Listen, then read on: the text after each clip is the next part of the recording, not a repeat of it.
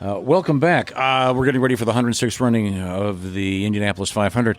The guy that's going to be out front happens to be right here. He is a legend worldwide, officially a New Zealander, a Kiwi. His name is Scott Dixon. Hey, Scott, it's great seeing you. Thanks for having me. It's great to be here, and looking forward to the race. My most obscure Scott Dixon story is I was at a concert a few years back, and I noticed that Scott was a couple seats in front of me, and the guy in back of me with my son is from New Zealand.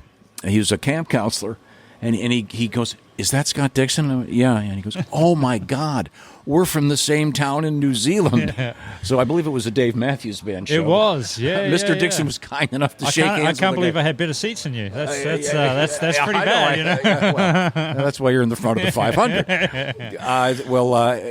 You're doing great. I mean, God, way up front and.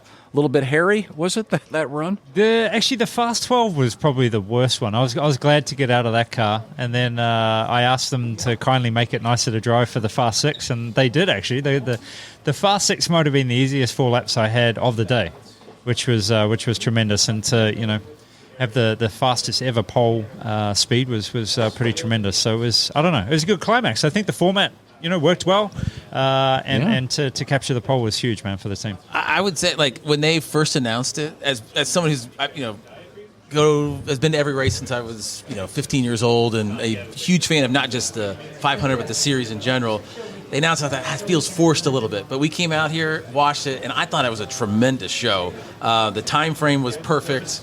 I think the speeds really helped, but I thought it was a great format.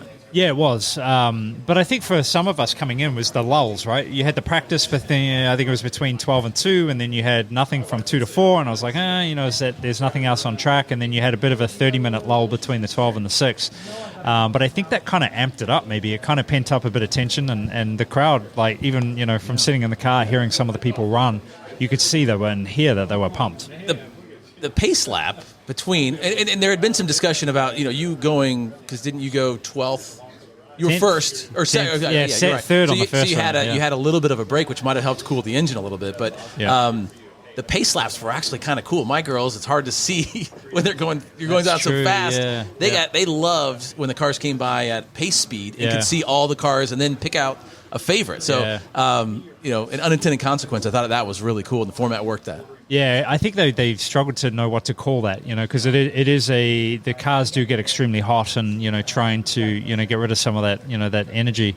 But I think they did call it a crowd salute or something, or a crowd parade, which that's cool to actually hear that it was nice for people to see the cars. And they're a little hotter now that you've got the sort of aero screen and.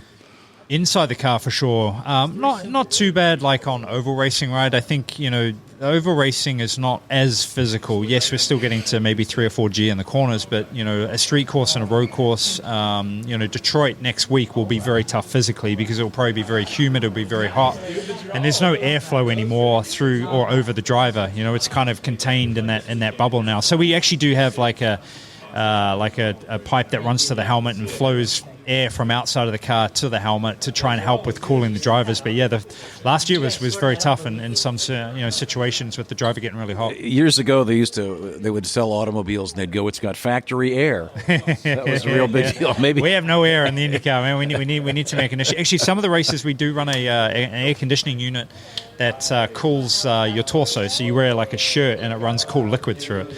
So some of the hot races, you will see some of the drivers run those. Yeah, most of you guys are in tremendous physical shape. Do you work out with any of your friends that are drivers? I was actually this morning. It was me and TK and Jimmy Johnson. We had a workout up at Pit Fit Training here. I live in Indianapolis, so I see you at Whole Foods. I go exactly. I go. I leave you alone. Yeah, no, come say hi. But yeah, you have to. It's like anything. If you want to win or be slightly better or try and be better than the competition, you push the boundaries for sure. With the whole COVID thing, have you been back to New Zealand at all? Or? I haven't. The last time I was in New Zealand, I actually stopped over for lunch for 3 hours. I was on the way to Australia, February of 2020. So all of my family hasn't even met our son, who's only 2.